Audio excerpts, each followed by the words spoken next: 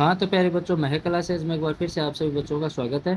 तो बच्चों, आज अपन बात करेंगे क्लास 9th के सामाजिक विषय के बारे में, जो मतलब आपका कल होने वाला है। ठीक है, तो चलो वीडियो को जल्दी से स्टार्ट करते हैं। तो देखो बच्चों, इसका जो फर्स्ट क्वेश्चन है, राजस्थान के रेगिस्तानों में मुख्य चरवाहे समुदाय रहता है। तो ऑप्शन नंबर जो दे रखा है बच्चों, ये इसका क्या हो जाएगा, राइट आंसर हो जाएगा। फिर जो सेकेंड क्वेश्चन है, वन आरक्षण के विरुद्ध बस्तर में हुए आंदोलन का नेतृत्व मतलब किसने किया था बच्चों, ऑप्शन नंबर जो दे रखा है, ये इसका क्या हो जाएगा, राइट आंसर हो जाएगा। फिर जो तीसरा क्वेश्चन है, भारत में श्वेत क्रांति का संबंध किससे था। तो इसका आंसर बच्चों ऑप्शन नंबर जो दे रखा है, दुग्ध उत्पादन, ये क्या हो जाएगा, राइट हो जाएगा। फिर जो चौथा क्वेश्चन है, भारत में सबसे पहली जनगणना कब की गई थी। तो बच्चों 1872 में की थी। ऑप्शन नंबर जो दे रखा है, ये इसका क्या है, राइट आंसर है। फिर जो पांचवा क्वेश्चन है, सिंपलीपाल जीवमंडल निश्चय कौन से राज्य में स्थित है। तो बच्चों उड़ीसा, ये इसका राइट आंसर है। फिर जो छठा है, भारतीय संविधान इनमें से कौन सा अधिकार देता है।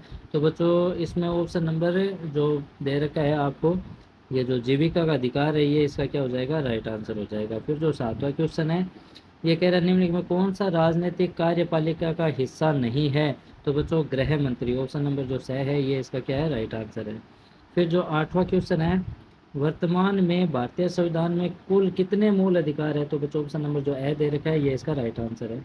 फिर जो नवा क्वेश्चन है, कर्क रेखा किस राज्य से नहीं गुजरती है। तो बच्चों उड़ीसा, ठीक है, ब ऑप्शन हो जाएगा। फिर जो 10वां क्वेश्चन है, ये कह रहा है वर्साई की संधि कब की गई थी। तो 28 जून 1919 को, ठीक है, ऑप्शन नंबर जो है, ये इसका क्या हो जाएगा, राइट आंसर हो जाएगा। फिर जो दूसरा है बच्चों, इसमें आपको रिक्त स्थानों की पूर्ति करनी है। अंत्योदय अन्न योजना शुरू की गई थी, तो वो 2000 में शुरू की गई थी, ठीक है। फिर जो सेकंड है, कच्चा माल व नकल पैसों को कहते हैं। तो बच्चों कार्यशील पूंजी कहते हैं, ठीक है। फिर जो तीसरा है, कर्क वृत्त के उत्तर में स्थित भाग उपोषण कटिबंधीय है, ठीक है।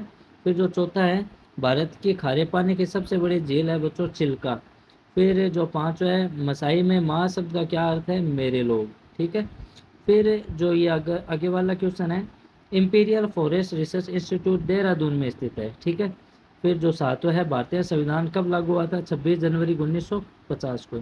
फिर जो आठवां है, देश में कानून क्रियान्वयन करती है। तो बच्चों कार्यपालिका करती है, ये इसका क्या हो जाएगा, राइट आंसर हो जाएगा। फिर सेक्शन सी में बच्चों आपके बड़े क्वेश्चन आ जाते हैं। बेरोजगारी शब्द की व्याख्या करनी है आपको, ठीक है। राष्ट्रीय ग्रामीण रोजगार गारंटी अधिनियम की मुख्य विशेषताएं बताइए। सार्वजनिक वितरण प्रणाली क्या है। कर्क रेखा भारत में किन राज्यों से होकर गुजरती है, नाम बताना है। भाबर क्या है। साक्षरता दर किसे कहते हैं। जलवायु को प्रभावित करने वाले कारक लिखे। लोकतंत्र क्या है, संविधान क्या है। वर्साई संधि की कोई दो शर्तें आपको लिखनी है। प्रतिभूमि पर आपको टिप्पणी लिखनी है। तो बच्चों इन क्वेश्चंस को आप जरूर तैयार करना, आपको जरूर हेल्प मिलेगी, ठीक है। फिर जो चौथा है, ये लघुरात्मक आ जाते हैं। सरकार बफर स्टॉक क्यों बनाती है। भारत में निर्धनता के प्रमुख कारण लिखने हैं। सदाबहार व पर्णपाती वनों में आपको अंतर बताना है।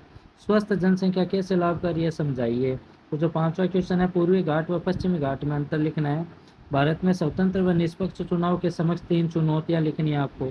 फिर कोसोवो में जाति नरसंहार पर आपको टिप्पणी लिखनी है। फिर उदारवाद क्या है, समझाना है। वन क्षेत्र को बढ़ावा क्यों आवश्यक है, समझाइए। फिर मौसमी भूखमरी व दीर्घकालिक भूखमरी में अंतर आपको बताना है, ठीक है। फिर बच्चों आपके ये दीर्घ आ जाते हैं 4-4 नंबर के, ठीक है ना। ये कह रहा है बस्तर व जावा के औपनिवेशिक वन प्रबंध में क्या समानताएं हैं। मूल अधिकारों को विस्तार से समझाइए। फिर टिप्पणी देनी है, निर्गत निर्गत कीमत और न्यूनतम समर्पित मूल्य, ठीक है। फिर जनसंख्या वृद्धि क्या है और इसके प्रमुख घटकों के बारे में आपको बताना है। फिर सेक्शन द आ जाता है बच्चों, ये आपके 7-7 नंबर के क्वेश्चन रहेंगे, ठीक है ना। मसाई समुदाय के चारागाह उससे क्यों छीने गए और कारण सहित आपको व्याख्या करनी है। अथवा वाला भी कर सकते हो, घुमंतु समुदाय को बार बार एक जगह से दूसरी जगह क्यों जाना पड़ता है, स्पष्ट करना है। फिर निरंतर आवागमन से पर्यावरण को क्या लाभ है, ये भी आपको समझाना है। फिर बच्चों ये आपका मानचित्र आ जाता है, ठीक है ना, इसको आपको मतलब फिल करना है, ठीक है। तो बच्चों मैंने पूरा पेपर आपको दिखा दिया है, तो इस पेपर की आप ज़रूर तैयारी करें, आपको ज़रूर हेल्प मिलेगी। पीछे वाले पेपर में भी मतलब मैथ में बहुत सारे प्रश्न आए थे, तो आप इस पेपर को ज़रूर तैयार करना।